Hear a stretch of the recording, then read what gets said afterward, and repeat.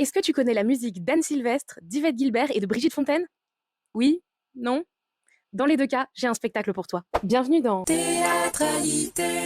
la série où je te parle de spectacle depuis mon oreiller. Jeune fille cherche maison douce où pratiquer son piano. C'est un spectacle musical porté par deux femmes, une au piano, l'autre à la contrebasse.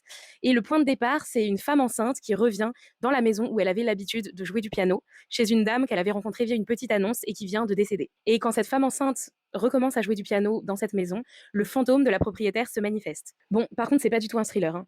C'est juste un prétexte narratif pour dérouler une sorte de biographie musicale de cette femme décédée. Musicalement, on est sur un hommage à des grandes voix féminines, donc Anne Sylvestre, Barbara, Brigitte Fontaine, Yvette Guilbert. Et ce que j'ai bien aimé, c'est que c'est pas forcément les titres les plus connus. Les arrangements sont très chouettes, c'est souvent assez jazzy, et les deux interprètes sont vraiment solides musicalement. Mention spéciale pour la contrebassiste qui chante Barbara à un moment donné, et genre, vraiment Barbara, elle était dans la salle en fait. Un truc que j'ai bien aimé dans ce spectacle, c'est que le texte ne sert pas juste à combler entre les morceaux, comme c'est, je trouve, trop souvent le cas dans les spectacles musicaux au théâtre. Là, la parole a un vrai sens dramatique, même si bon, c'est pas Shakespeare non plus, hein, on s'entend, mais c'est écrit avec soin.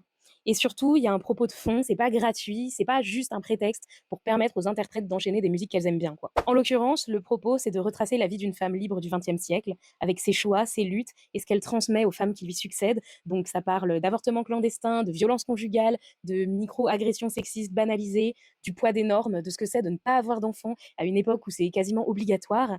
Bref, ça évoque un peu l'évolution des droits des femmes au cours du XXe siècle à travers le répertoire des chanteuses de l'époque. Le récit, il est parfois dur, mais il est jamais lourd. C'est tendre, c'est pudique, c'est doux amer parfois, et perso, ça m'a pas mal ému. Surtout que j'ai trouvé ça super bien que les deux femmes sur scène rendent hommage à des artistes féminines exclusivement. Ça donne une visibilité à tout un pan du répertoire qu'on n'entend pas si souvent. Et même si les noms des artistes sont pas mentionnés dans le spectacle, on sent quand même leur présence. Après voilà, c'est pas une proposition de ouf de théâtre public à gros budget. Même niveau scéno, on est sur un truc très réaliste, à savoir un salon bourgeois rempli de bricoles. Donc ça fait très théâtre privé, très lucernaire. D'ailleurs, parenthèse pour les amis parisiens, ce spectacle jouait à la Luna, qui est un peu le lucernaire d'Avignon. Genre même style, même ambiance, même genre de programmation, à savoir essentiellement du théâtre privé, plutôt grand public. Et d'ailleurs, les spectacles circulent souvent entre les deux lieux. Mais bref, le spectacle est doux, il est bien fait, il est sincère, et encore une fois, niveau interprétation, c'est quali.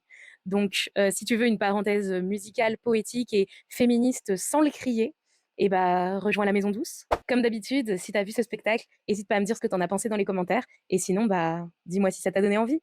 Salut!